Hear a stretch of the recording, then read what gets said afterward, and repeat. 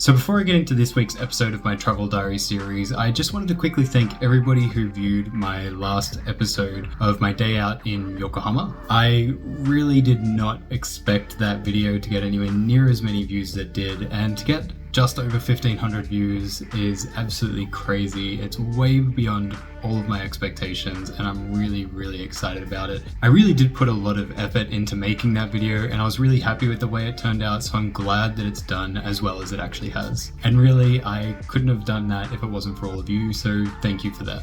Now, also, it is extremely hot today. It's about 36 degrees, and I am very hot. I've just taken a nice cold shower to get ready for this video and made myself a nice iced coffee, so I'm ready to get into it. So I think we're on about day 15 of the Travel Diary series today, and this one is a very exciting episode for me. So on this day, we left Yokohama to head down to Toba.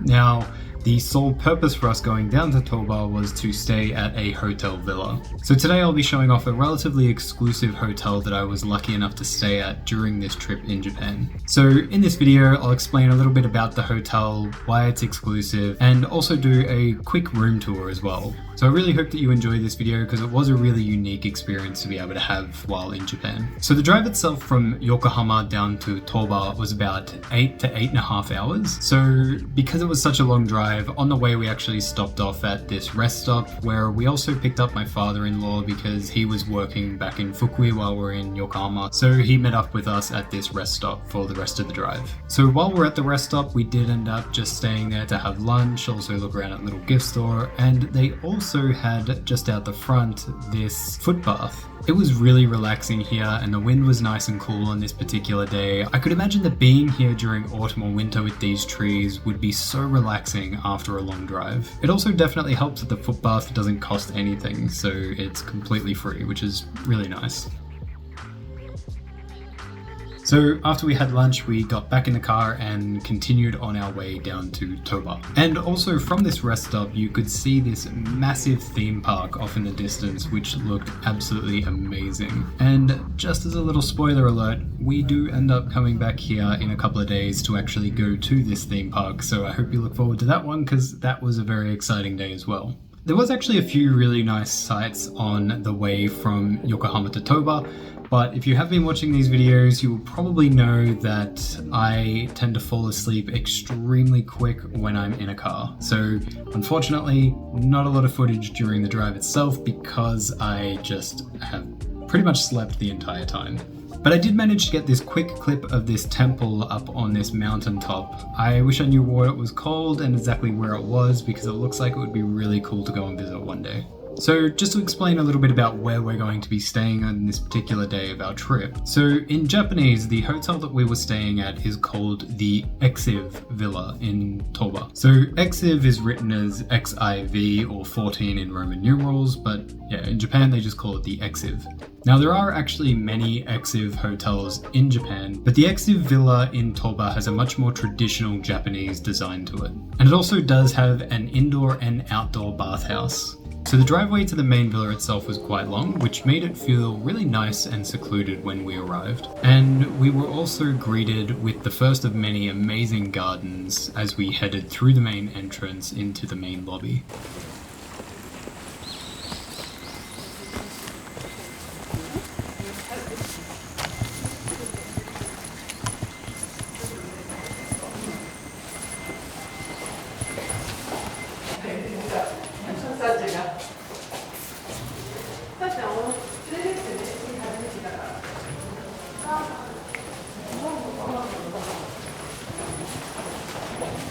So while my father-in-law sorted out the booking for the room, the rest of us stayed in this little waiting room which had an absolutely amazing view of this little pond. As well as this room that looks like it's floating on the pond, which is actually the main dining area. Now, this hotel was actually built back in 2016, and as I said, it was designed with a much more traditional Japanese theme to it, which did make it feel a lot older than it actually is. I really liked the design aspect of this hotel. From the ceiling all the way down to the floor, it was such a nice design. And the pattern in these floorboards, you could actually feel it.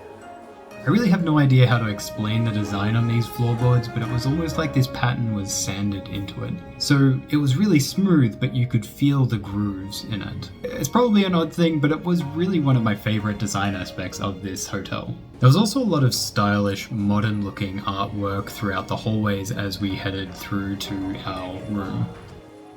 So by the time that we arrived at the room, it was actually getting quite late and it was pretty close to dinner time because, as I said, it was about an 8.5 hour drive from Yokohama down to Toba.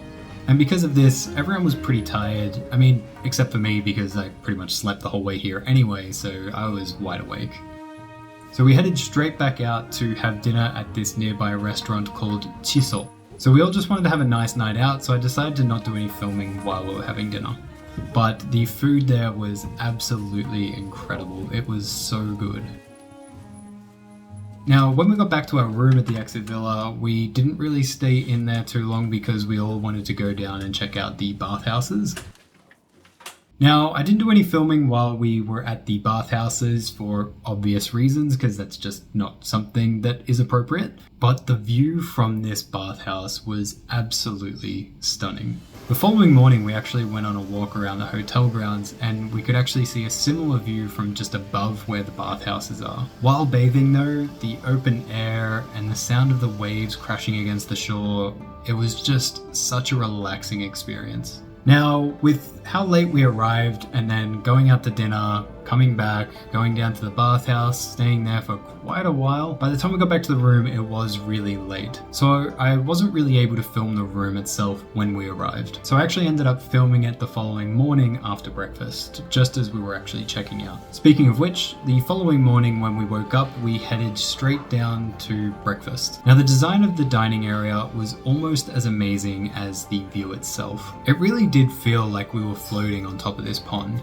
And the food here was absolutely amazing. I really love these small set meal breakfasts in Japan where you get like a little bit of everything. The only issue for me with these is deciding on which part of the meal I want to eat last. Because when it comes to a nice meal, I'm just the type of person to always save the best till last. So after breakfast, we decided to go on a walk around the hotel grounds, just around that pond area outside.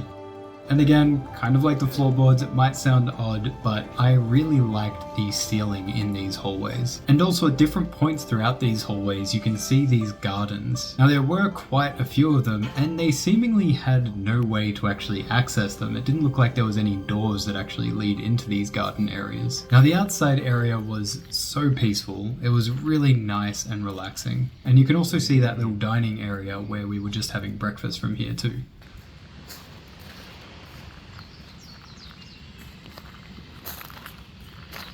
And the further around this pond that we walked, you could actually start to see more and more of the ocean.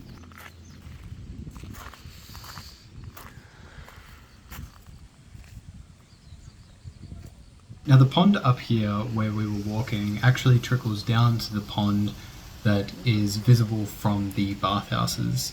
And just off to the right, just below where I am, is actually where the bathhouses are. I really enjoyed our stay at the XIV Villa in Toba. I really do hope that one day I get the chance to come back here and make a real proper video to show just how amazing it is here. Now, before I show off the room that we stayed in, I just wanted to quickly mention that filming definitely is something that I'm still getting used to, which I kind of regret not starting this journey earlier. Now the reason for that is because coming to the XIV in Toba is an experience that I don't think I'll ever get the chance to do again. And because we were checking out in the morning after breakfast, I did have to be in quite a rush when filming the room tour. So yeah, I just wanted to quickly mention all of that because this video really doesn't do this room any justice. It really was amazing. Now the flooring in the room itself was almost all tatami except for the bathroom. And like most places in Japan, it did have a bidet toilet. The bathroom was also really spacious compared to a lot of hotels that I've been to in Japan. The living room had a separate raised tatami area for setting up futons for additional places to sleep. Heading out onto the balcony, there was this incredible view that overlooks these lush green trees and the sound of the ocean just crashing behind them.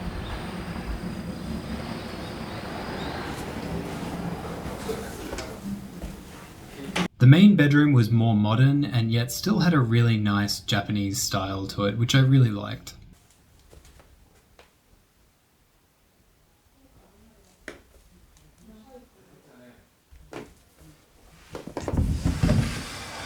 Now, again, I apologize that the room tour was so quick. I really do wish that I had more time to show off this amazing room more up close. And the reason why I wish I had more time to do this is because, as I mentioned earlier, staying here is an experience I don't think I'll ever be lucky enough to have again. So this one night stay at the XIV Villa in Toba for 4 people, including access to the bathhouse and breakfast in the morning, only cost around $400, which does sound very cheap. However, not just anybody can book a stay at these XIV hotels. So the XIV hotels actually have a membership. So these hotels can only be used by members and those that are authorized by members in order to make a booking. Now, there is also a limit to how many memberships there are. This is to make sure that as a member, no matter where you go in Japan, you will always be able to make a booking at an XIV hotel. Now, because these memberships are quite limited, they are seen as a bit of an investment.